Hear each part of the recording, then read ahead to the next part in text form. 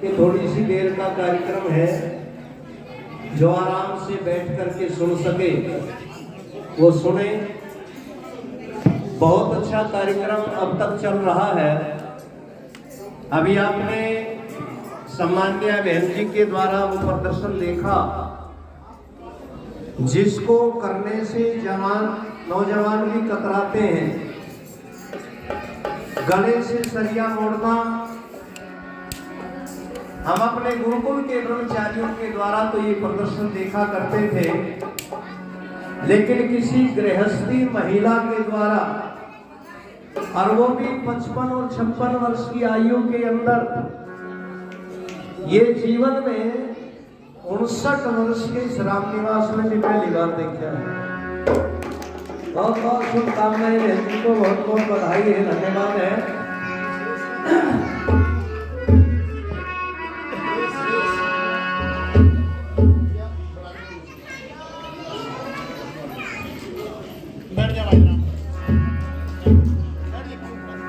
स्वस्ति पंथा मनुचरेम सूर्या चंद्रमसा विव पुनर्गदता घनता जानता संग में मही। जो व्यथाएं प्रेरणा दे उन व्यथाओं को दुलारो, जूझ कर कठिनाइयों से रंग जीवन का निखार। वृक्ष कट कट कर बढ़ा है तो दीप बुझ बुझ कर जला है। मृत्यु से जीवन मिले तो आरती उसकी उतारो। परम पिता परमात्मा हे सकल जगत आधार, हम सब मिलके करते हैं प्रभु जी नमस्कार हरिनाम। आइए चंद पंक्तियां प्रभु को याद करते हुए।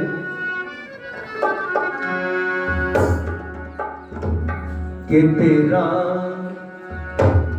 प्रभु के सिवा कोई और नहीं, प्रभु के सिवा कोई और नहीं।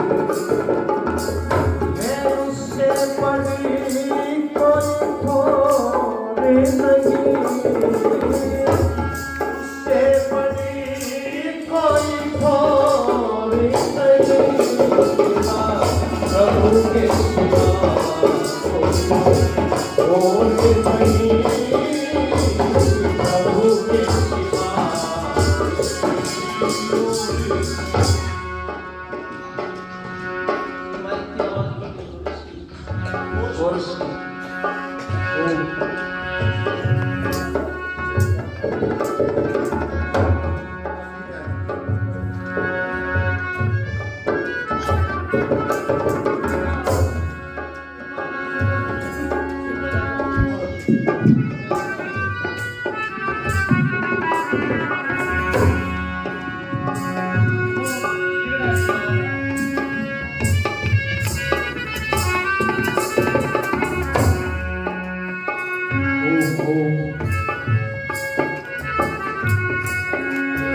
है उससे बड़ी कोई थोड़ी नहीं, प्रभु के सिवा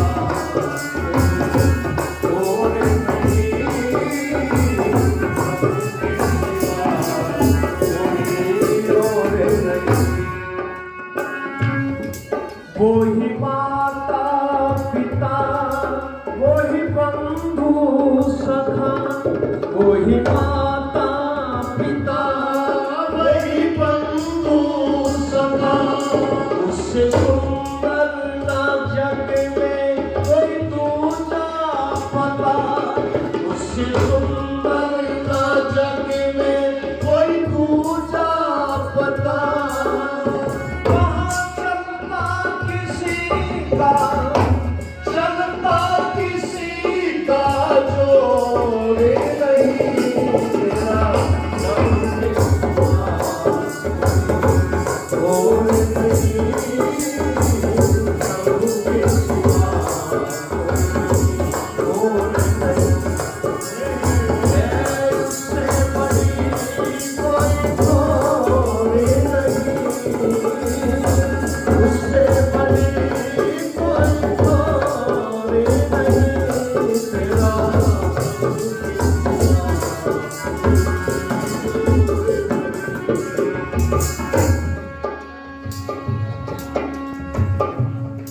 सभी आदरणीय धर्मप्रेमी सज्जनों, बुजुर्गों, नौजवान साथियों, माताओं और बहनों, आइए छोटे छोटे दो भजन आपके बीच में सुनाऊंगा क्योंकि समय इतना ही है और कई बार आपको पता है थोड़ा बोलने से भी काम चल जाता है। सुनी होगी ना आपने वो एक बार कहीं इंटरव्यू चल रहा था और इंटरव्यू में शर्त ये लगा दी कि जो सबसे कम शब्दों का प्रयोग करेगा वो पास होगा। तो एक अंग्रेजी का पढ़ा लिखा आया, उसने कहा गेट में खड़ा होकर के मैं आई कमीन सर, अंदर से आवाज आई नो बेटा नहीं आ सकते, ज्यादा शब्द बोल गया। एक हिंदी का पढ़ा लिखा आया, उसने कहा श्रीमान जी क्या मैं अंदर आ सकता हूँ? उसने कहा वे नहीं आ सकते, तू भी ज्यादा शब्दों का प्रयोग कर गया। एक पंजाबी का पढ़ा लिखा आया, उसने कहा असी अंदर आ सकते हम? बोले तुसी भी नहीं आ सकते, ज्यादा बोल गया। एक कपड़ा कदी देहात का गांव का ठेठ देहाती गेट में खड़ा होकर जो बोला बढ़ू, बोले आजा भाई तेरा नंबर पड़ा है। तो इसलिए मैं बहुत थोड़ी सी बात, देखो कुछ लोगों ने ठप्पा लगा रखा रामनिवास के ऊपर में, रामनिवास तो देहाती भजनी है, हरियाणा का गांव का, और वो हरियाणा के गांव के लोगों का ही खाते हैं। जब उनके साथ बात करते हैं तो हरियाणवी में बोलते हैं, लेकिन जब हरियाणवी में कोई प्रचार करता है तो एक दो भाई वो इथू उथू बोलने वाले है ना, वो कबर रामनिवास तो हरियाणा का है, कति कति हूँ। जननी जन्मभूमि स्वर्गादपि दृश्यति। अपनी भाषा और अपनी धरती से प्यार करना चाहिए। मैंने कहा हरियाणा की भाषा दमदार है, थोड़ी अक्खड़ जरूर है, लेकिन हरियाणा की भाषा में बड़ा भारी मिठास है। लेकिन मैं निरीपुरी ये बात नहीं कहता कि भाई केवल हरियाणा की बात। आओ आज आपको मैं वेद मंत्र पर आधारित एक भजन सुना रहा हूं। बात ना करें ब्रह्मचारी बेटा, बात ना करो। वेद का मंत्र है और उस वेद मंत्र में जो भजन है उसमें प्रश्न किया गया है। उस प्रश्न का उत्तर में आप बच्चों में से पूछूंगा किसी में से, और जो भी उसका उत्तर देगा, ध्यान से सुने, जो भी उस भजन का उत्तर देगा, उसमें जो प्रश्न किया गया है उसको मैं अपनी तरफ से 100 रुपए पुरस्कार के दूंगा। इसलिए सबको बड़े ध्यान से बैठ करके सुनना है, ठीक है बेटा? आप में से पूछ सकता हूं, वैसे तो गुरुकुल के बच्चे हो, आप बता भी दोगे। जो बिना गुरुकुल के बैठे हैं उनमें से भी पूछ सकता हूं। इसलिए आपको वो लोग कहते हैं वेद के मंत्र बड़े कठिन हैं, वेद मंत्र समझ में नहीं आते। तो वेद का मंत्र है वो क्या कह रहा है, आपको थोड़ा सा ध्यान आ जाएगा। मैं बड़ों से निवेदन करूंगा, जिनको पता है वो किसी बच्चे को बताए नहीं, नकल ना करवाए, ताकि उनको कुछ जानकारी मिल सके।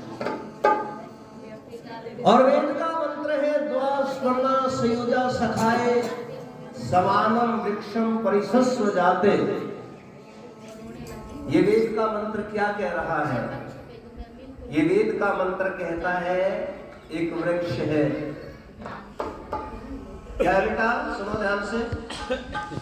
एक वृक्ष है और उस वृक्ष के ऊपर एक पक्षी बैठा हुआ है। दो पक्षी बैठे हैं। उन दोनों पक्षियों का वृक्ष का नाम बताना है आपने। बड़े ध्यान से सुनेंगे, आपको समझ में आ जाएगा। उनमें अंतर क्या है, भेद क्या है। हर कड़ी वाइज आपको 25-25% शायद ध्यान में आ जाएगा, समझ में आ जाएगा। लेकिन जिनको नहीं पता है वो भी जाने कि वेद के मंत्रों में कितने रहस्य छुपे हुए हैं। इसलिए मंत्र क्या कह रहा है, सुनो भजन।